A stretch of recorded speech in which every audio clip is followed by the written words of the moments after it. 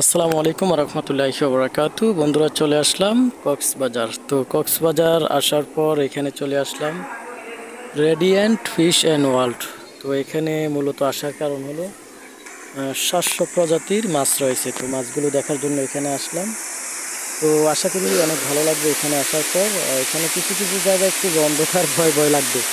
যদি আপনি প্রথম আসেন অবশ্যই আপনার একটু ভয় লাগতে পারে যদি একা থাকেন। তো যদি 4-5 জন আসেন তাহলে তো ভয় লাগবে না। তো এখানে অনেক সুন্দর জায়গাটা, খুবই সুন্দর দেখার মতো জায়গা। তো কিছু কিছু জায়গা অনেক আলো রয়েছে, কিছু কিছু জায়গা আবার অন্ধকার।